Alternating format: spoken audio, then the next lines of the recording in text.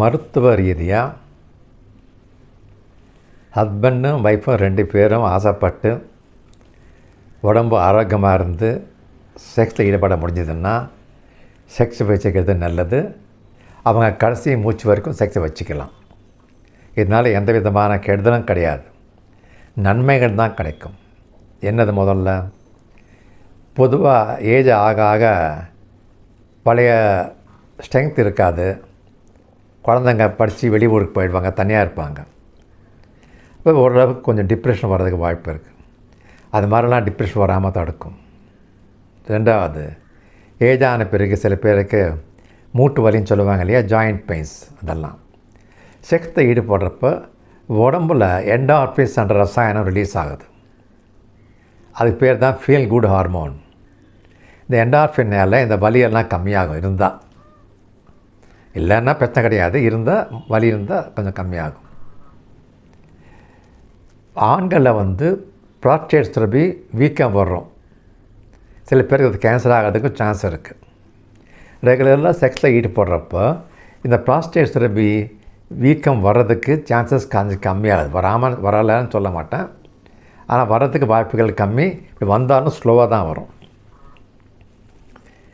அடிக்கடி செக்ஸில் ஈடுபடுறவங்களுக்கு. ரைட்.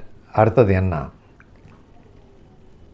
செக்ஸில் ஈடுபட்டவங்க ரெகுலராக அவங்களுடைய வாழ்க்கை இருக்கு இல்லையா, லைஃப் ஸ்பேன் 5லேருந்து 8 வருஷம் இன்க்ரீஸ் ஆகும்னு சொல்லி மருத்துவ ஆராய்ச்சி கண்டுபிடிச்சிருக்கு.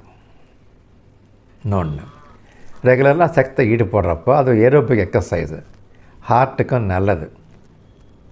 அதே மாதிரி பெண்களில் மார்பில் சில கட்டி வரும், அது கேன்சர் ஆகிறதுக்கு வாய்ப்புகள் இருக்குது. அந்த மாதிரி கட்டி இருந்தாலும் கேன்சர் ஆகாமல் தடுக்கிறதுக்கு ரெகுலர் செக்ஸு உதவி செய்யும். அது மட்டுமல்ல, இவங்களுக்கு பாசிட்டிவ் அவுட்லுக் இருக்கும் லைஃப்பில். எப்போயுமே செக்ஸில் ஈடுபடுறவங்களுக்கு, என்ஜாய் பண்ணுறவங்களுக்கு வாழ்க்கை மேலே, உலகத்து மேலே ஒரு பாசிட்டிவ் ஆட்டிடியூட் இருக்கும். அந்த மாதிரி இருக்கும். சரி. இன்னொன்று, ஹஸ்பண்ட் ஒய்ஃப் நடுப்புக்குள்ள பாண்டிங், அதாவது அவங்களுடைய இன்டிமசி நல்லா டெவலப் ஆகும். புரிஞ்சுதா? அது மட்டுமல்ல, ரெகுலர் செக்ஸை வச்சுக்கிறப்போ அவங்களுக்கு மனசு நிம்மதியாகி சந்தோஷமாக இருக்கிறதுக்கும் நல்ல தூக்கம் வர்றதுக்கும் வாய்ப்புகள் அதிகம். இத்தனை நன்மைகள் இருக்கிறப்போ எப்படி அது உடம்புக்கு கெடுதல் செய்யும் சொல்ல முடியும்?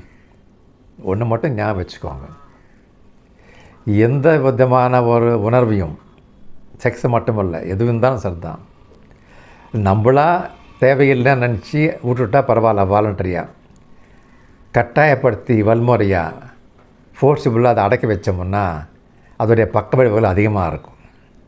ஆகையினால 70 இயர்ஸ் இருந்தாலும் சரி தான், 80 இயர்ஸ் இருந்தாலும் சரி தான், தாராளமாக செக்ஸில் ஈடுபடுங்க.